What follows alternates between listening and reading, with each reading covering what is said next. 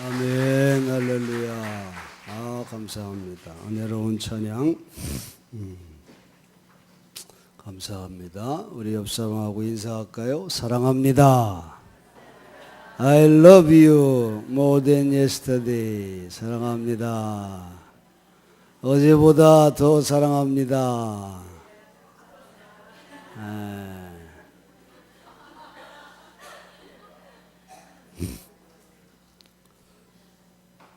주의 이름으로 환영하며 축복합니다. 주님의 은혜와 평강이 넘치기를 축원합니다.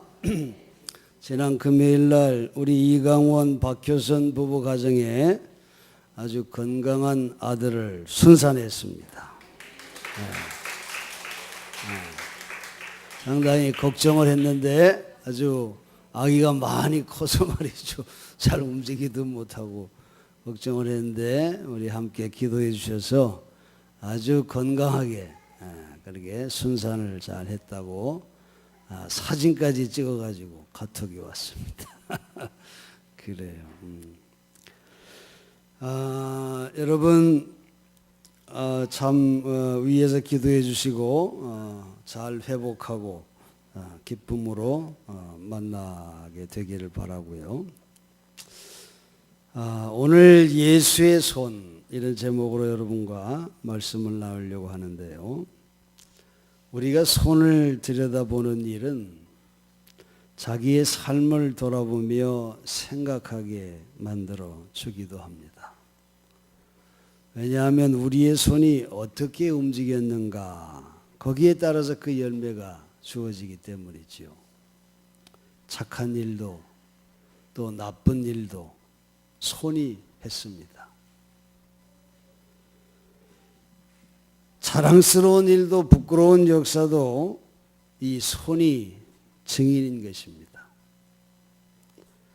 이 손이 하나님을 배신하여 금단의 열매를 따먹는 아담의 손이 될 수도 있어요. 또 은 30냥의 진리를 매도하는 유다의 손이 될 수도 있습니다. 이처럼 우리의 손이 하는 결과가 우리 삶의 무게와 질을 결정한다고 하는 것을 알 수 있습니다. 오늘 주님의 손의 움직임에 감동적인 세 장면을 여러분과 함께 생각을 하면서 그 교훈을 우리의 마음속에 심는 시간이 되기를 바랍니다.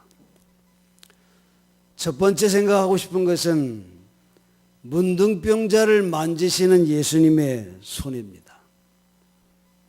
마가복음 1장 40절 이하에 어떤 나병 환자가 고침받기를 주님께 간청했을 때 예수님은 손을 내밀어 가지고 그 문둥병의 몸에 손을 대셨다고 하는 겁니다. 지금도 선뜻 만지기를 꺼려하는 그런 문둥병 환자인데 그 당시에는 더더욱 상상할 수도 없는 그런 일이죠. 이것을 예수님의 손은 하셨다고 하는 거죠. 그것은 단순히 위생상의 문제라기보다는 그것은 율법을 금하는 아주 범법 행위였다고 하는 게 더 우리가 관심을 갖는 그런 부분인 줄로 압니다.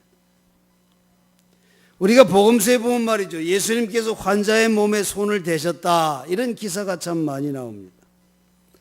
그때마다 복음서 기자는 불쌍히 여기사 혹은 긍휼히 여기사 이런 해석을 거기에다가 붙이고 있어요. 이것은 예수님의 손의 움직임이 긍휼과 사랑의 그 동기가 있다고 하는 것을 복음서 기자는 증언하고 있는 것입니다. 3세기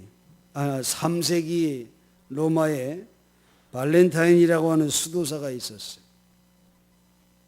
그가 어느 날 성경을 읽다가 전도서 9장 10절의 말씀에 충격을 받습니다. 내 손이 일을 당하는 대로 힘을 다하여 할지어다. 이런 말씀이었어요. 그때 그는 자기 손으로 할 수 있는 좋은 일을 생각하기 시작했습니다. 그러다가 편지를 쓰기 시작합니다. 병든 자에게, 외로운 자에게, 고통 속에 있는 그런 자를 찾아내서 그들에게 사랑과 위로의 말과 더불어 거기에 하나님의 말씀을 곁들였습니다. 벌써 그 옛날 3세기에 문서 선교를 시작한 그런 사람이라는 거죠. 그런데 이분이 순교한 날 2월 14일이 어떤 날이에요? 그분이 순교한 날을 발렌타인데이로 지켜서 사랑을 전달하는 그런 관습이 생겨났습니다. 우리 여선교회, 특히 우리 마리아 여선교회가 이날에 저한테 사랑의 초콜릿을 꼭 챙겨주는, 참 행복합니다만은 이제 초콜릿 먹으면 안 돼요. 그 좋아하는 거 이제 먹으면 안 됩니다. 다른 사랑의 편지로 주세요. 다른 사랑의 편지로. 여러분, 사랑을 전하는 손은 아름답습니다. 예수님은 가볍고 흔한 그런 사랑 얘기가 아니라 엄청난 무게를 놓고 사랑에 대해서 말씀하십니다. 마태복음 25장 40절에 보면 지극히 보잘것없는 한 사람에게 한 것이 곧 누구에게 한 거라고요? 나에게 한 거라. 그 예수님에게 그게 한 거라는 거예요. 우리가 이웃에게 주는 사랑, 이것이 곧 예수에게 하는 거라고 하는 이런 엄청난 사랑의 무게를 예수님은 우리에게 말씀하고 계시는 겁니다. 요한서신에 보면 요한일서 4장 8절에 사랑하지 않는 자는 하나님을 알지 못한다, 그런 말씀이 있고, 또 요한일서 4장 12절에 우리가 사랑하면 하나님이 우리 가운데 계신다, 그렇게 말씀했어요. 또 요한일서 4장 20절에 하나님을 사랑한다고 하면서 자기의 형제 자매를 미워하면 그는 거짓말쟁이다, 이렇게 단언하기도 합니다. 여러분, 이처럼 사랑을 하나님 신앙에 직결시키고 있다고 하는 것을 우리가 알 수 있어요. 사랑하는 성도 여러분, 어떻게 하면 하나님과 사람에게 사랑받는 자가 될 수 있을까요? 정답은 단순해요. 사랑하면 됩니다. 사랑하는 사람이 사랑을 받는 것입니다. 사랑은 망원경 같고 확대경과 같아요. 그러나 미움은 현미경과 같습니다. 우리가 사랑을 가지면 멀리 볼 수 있고 크게 볼 수 있습니다. 그런데 미움이 있으면 재고 따지고 분석합니다. 예수님의 손은 언제나 확대경 같고 망원경 같았어요. 그런데 바리새인들은 그들이 예수님의 책망을 받은 것은 그들의 손은 언제나 현미경 같았기 때문에 책망을 받았던 것입니다. 셀수스라고 하는 2세기의 역사가는 이런 말을 했습니다. 기독교인들은 서로 인사도 나누기 전에 사랑한다. 여러분, 멋지지 않아요? 서로 알지도 못하고 인사도 나누지 않는데 그러기도 전에 사랑한다는 거예요. 네? 그 당시 기독교인을 본 역사가의 평가입니다. 여러분, 인사 전이면은 아직 모르는 사이인데 몰라도 사랑했다고 하는 표현. 여러분, 이것은 조건에 좌우되지 않는 예수님의 사랑을 나누는 그런 아름다운 모습이 아닐 수가 없습니다. 그런데 여러분, 한번 생각해 봅시다. 오늘 우리 현실의 삶에서 이런 사랑의 삶이 가능하겠습니까? 소 권사님 한숨부터 푹 쉬는 거예요. 네? 우리 지역에 성범죄자가 활보하고 다닌다 그래. 40대 후반에 남자 사진이 공개되어 있다고 합니다. 그 사진이 다 이렇게 카톡으로 이렇게 다 전해지고 있는 것 같아요. 갈수록 삭막해져 가고 개인화되어 가는 세대. 여러분, 알지도 못하면서 사랑한다는 것이 가능합니까?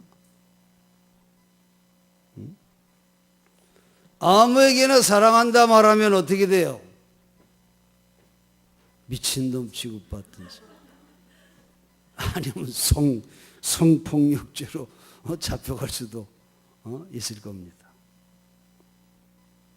여러분, 오늘의 그리스도인의 사랑의 삶을 실천하는 것은 어디에 있을까? 저는 그런 생각을 해요. 친절하고 겸손함을 잃지 않고 어려운 이웃에게 도움을 주는 그런 손을 갖는 것, 이것이 오늘 우리 그리스도인에게 필요한 모습이 아닐까, 그런 생각을 합니다. 믿음은 모든 일을 가능케 하고 사랑은 모든 일을 쉽게 만들어요. 그 반대도 진리입니다. 의심은 모든 일을 불가능하게 만들고 미움은 모든 일을 어렵게 만듭니다. 여러분, 사랑이 있는 곳이 우리의 집이요 우리의 교회가 되어야 하는 것입니다. 안락한 침대가 있고 좋은 식탁과 대형 TV가 있는 곳이 집이냐? 그렇지 않습니다. 목사가 있고 성가대가 있고 직분자들과 프로그램이 있는 곳이 교회냐? 그렇지 않습니다. 사랑이 있어야 합니다. 사랑이 있는 곳. 문둥병자를 만지면서 그 영혼과 몸의 상처를 치유하는 예수님의 손이 있는 곳, 이것이 우리의 삶의 자리가 되도록 기도해야 될 겁니다. 두 번째 생각하고 싶은 예수님의 손은 요한복음 8장 1절 이하에 나오는 땅에 글을 쓰시는 주님의 손입니다. 무엇이라고 쓰셨는지는 알 수 없지만은 그 글의 내용보다는 조용히 앉아서 글을 쓰시는 주님의 마음과 태도라고 생각이 됩니다. 그 자리는 성전뜰이었습니다. 하나님을 예배하는 거룩한 장소였어요. 많은 사람이 모였는데 조용한 사람은 단 두 사람, 예수님과 간음하여 잡혀온 여인, 이렇게 둘 뿐이었습니다. 땅에 쭈그리고 앉아서 손가락으로 글을 쓰고 있는 그 예수님과 간음죄를 짓고 끌려와서 돌에 맞아 죽어야 하는 시각을 오돌오돌 떨며 기다리고 있는 한 여인, 그리고 다른 사람들은 살기등등해서 이제야 예수를 책잡을 수 있는 절호의 기회가 왔다고 승리감에 도취되어 있었고, 저마다 손에 돌멩이를 든 군중들은 이제 합법적으로 피를 볼 수 있는 게임에 흥분해 있는 그런 상황. 이 여인을 끌고 온 바리새인들은 도덕적으로 바른 생활과 종교적 규례를 엄격하게 지키는 사람들입니다. 율법학자는 모세의 율법과 하나님의 말씀을 강론하는 사람들이지요. 그들은 자기들이 하는 일이 법적이며 또 도덕적으로나 신앙적으로 바른 행위라고 믿고 있었습니다. 예수님은 땅에 글쓰기를 멈추시면서 일어나서 소위 가장 신앙이 동독하고 가장 올바르게 산다고 하는 그들을 향해서 조용한 음성으로 말씀하시지 않습니까? 너희 중에 죄가 없다고 생각하는 자가 먼저 이 여자에게 돌을 던져라. 그리고는 다시 굽어 앉아서 손가락으로 땅에 글을 쓰기 시작하시는 그 예수님의 손. 아무도 돌을 던지는 자가 없었습니다. 그들은 슬며시 돌을 놓고 물러가기 시작했던 것입니다.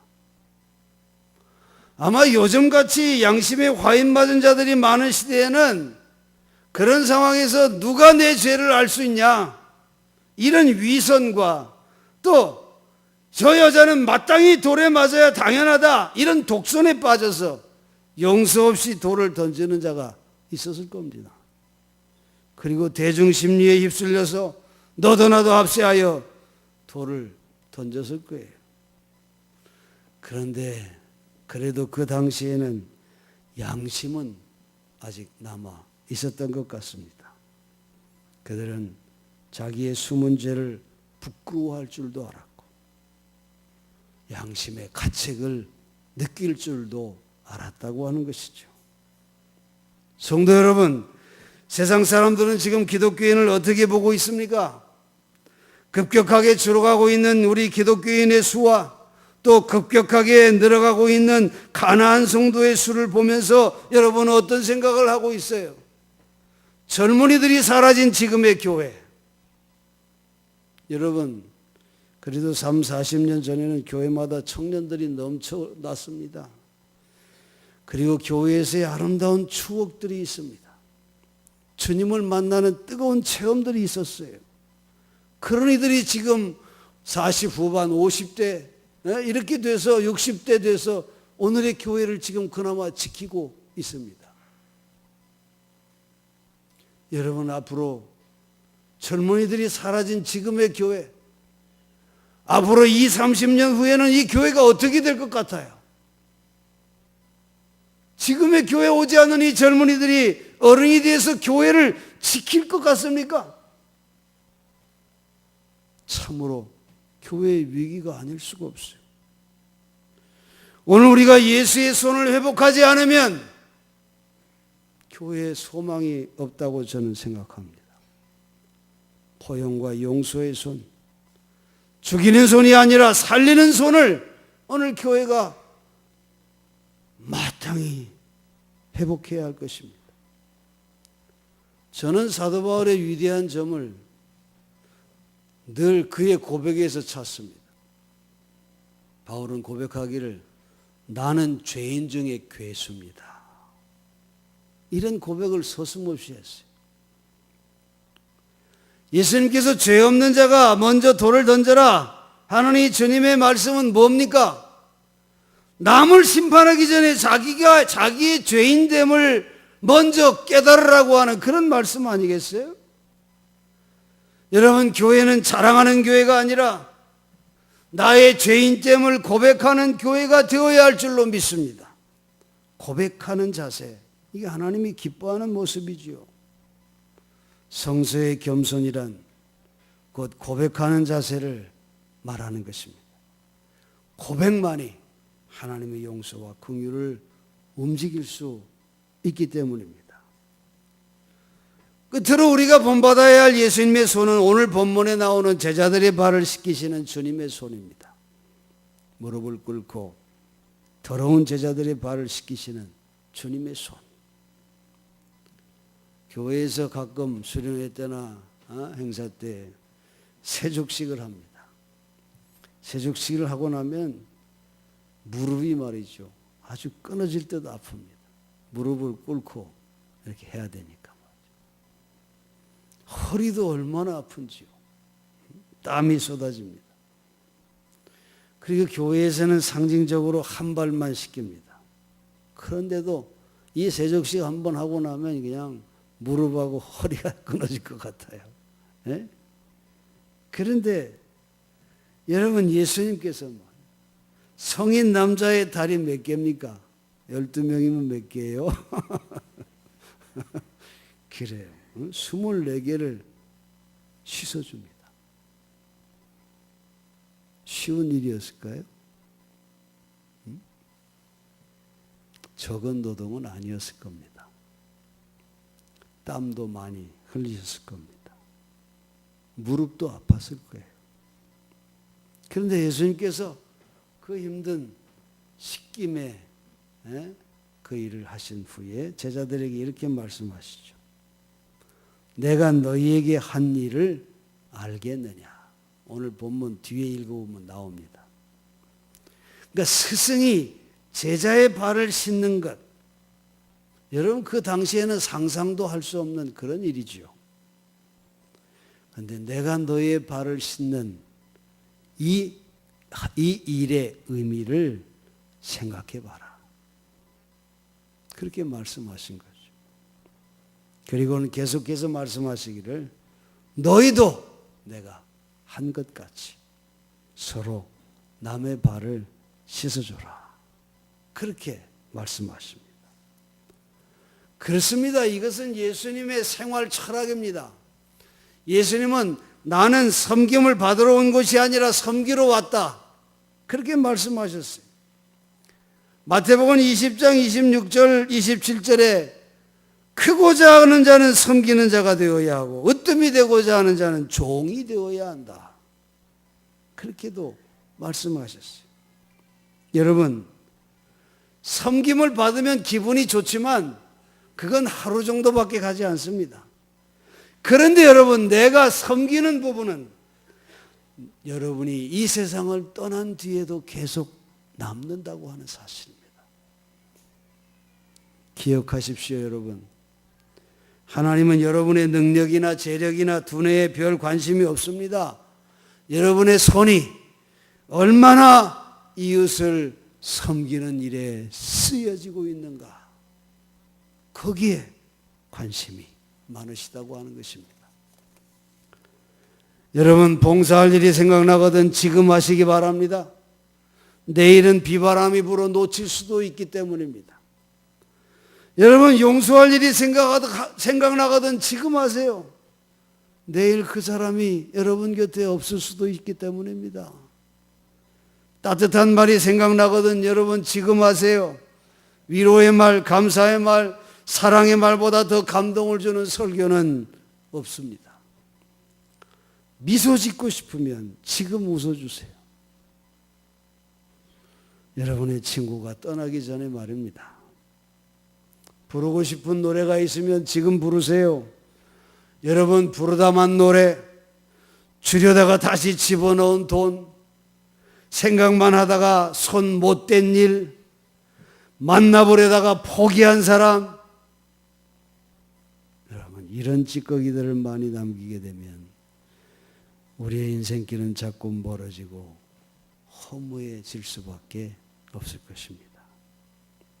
사랑하는 성도 여러분, 아픔과 상처를 함께 나누는 손, 포용과 용서로 생명과 희망을 주는 손, 겸손함으로 이웃을 섬기는 손, 이런 손의 소유자들이 되시기를 바랍니다. 그래서 교회의 미래를 만들어 가세요. 그리고 여러분의 인생길 정말 행복이 넘치는 그런 길로 만들어가는 그런 삶이 여러분의 삶이 되시기를 주의 이름으로 간절히 축원합니다. 기도.